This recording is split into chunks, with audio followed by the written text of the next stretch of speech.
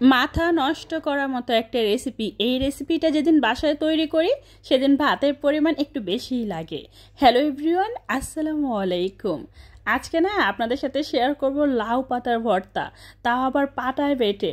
তো চলেন আর কথা না বাড়িয়ে ব্লগটা স্টার্ট করি। আমি প্রথমে এখানে লাউ পাতা নিয়েছি প্রায় 10 থেকে 12টার মতো, আর নিয়েছি পরিমাণ মতো কাঁচামরিচ, পেঁয়াজ, রসুন, সেই সাথে মাছের একটা লেজের পিসেস।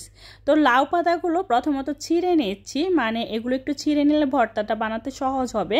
তারপরে যেটা করব, পরিমাণ মতো কাঁচামরিচ নিয়েছি, মানে একটু ভেঙে দিচ্ছি কাঁচামরিচগুলো যাতে করে না ফুটে যায়। তারপরে পেঁয়াজ, রসুন আর মাছের লেজের পিসেস একটু নুন দিয়ে ঢাকনা দিয়ে ঢেকে দিচ্ছি।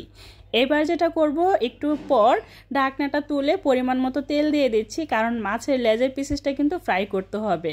সুন্দর করে উল্টে পাল্টে দিচ্ছি লাউ পাতা, সেই সাথে পেঁয়াজ, রসুন, কাঁচামরিচ, মাছের লেজের পিসেস সব কিছু সুন্দর করে নেড়ে আবারও ঢাকনা দিয়ে ঢেকে দিচ্ছি। মানে কিছুক্ষণ পর পর ঢাকনা তুলে আর ঢাকনা দিয়ে এগুলো সুন্দর করে রান্না করে নিচ্ছি, কারণ মাছ আর লাউ পাতা এই দুইটা হইতে একটু সময় লাগবে। পেঁয়াজ, রসুন আর কাঁচামরিচ হতে খুব বেশি সময় লাগে না। যাই হোক, ফাইনালি ভাজাভাজির কাজ শেষ। এবার যেটা করব, পাটার মধ্যে লাউ পাতা নিয়ে নিচ্ছি, সেই সাথে মাছের লেজের পিসেস নিয়ে নিয়েছি, পেঁয়াজ, রসুন, কাঁচামরিচ আর নিয়েছি ঝালের জন্য আরও কিছুটা শুকনো মরিচ। এই যে কাঁটাটা খুব ভালোভাবে বেছে তারপরে এগুলো সুন্দর করে বেটে নিব। দেখে হয়তো বুঝতে পারতেছেন মাথা নষ্ট করার মতো একটা রেসিপি না, এতটাই লোভনীয় লাগতেছে। আসলে এই ভর্তাটা যেদিন বাসায় বানাই না, ভাতের পরিমাণ অনেক বেশি লাগে। লাউ পাতা দিয়ে আপনি মাছ দিয়েও ভর্তা বানাইতে পারেন, আবার এই লাউ পাতা দিয়ে শীতল শুটকি দিয়েও ভর্তা বানাইতে পারেন। অনেক বেশি ভালো লাগে এই ভর্তাগুলো। আর আমি না ভর্তা অনেক বেশি পছন্দ করি। যারা কিনা আমার রেগুলার ভিউয়ার্স বা দর্শক, তারা হয়তো এই ব্যাপারটা খুব ভালোই জানে যে আসলে ভর্তা আমি কতটা পছন্দ করি। তো যাই হোক, এগুলো খুব ভালোভাবে ম্যাশ করে বেটে নিয়েছি।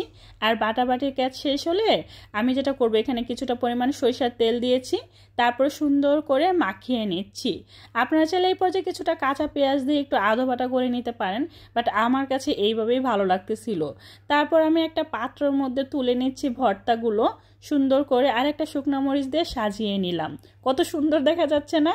ভর্তা বানাবো আর পাটায় বেটে ভাত খাবো না, এটা তো আমার দ্বারা অসম্ভব। সুন্দর করে একটু ভাত বেটে নিচ্ছি, তারপরে মাখিয়ে নিচ্ছি। আমার আব্বু বলতেছে আজকের ভর্তাটা এতটাই মজা হয়েছে, ভাতের পরিমাণ নাকি অনেক বেশি লাগবে। আপনারা হয়তো দেখে বুঝতে পারতেছেন কি পরিমাণে টেস্টি হয়েছে এই ভর্তাটা। খেতে কিন্তু অনেক বেশি আম্মে ছিল। তো এই যে এখন আমরা বাপ বেটি মিলে একদম চেটে পুটে খাচ্ছি।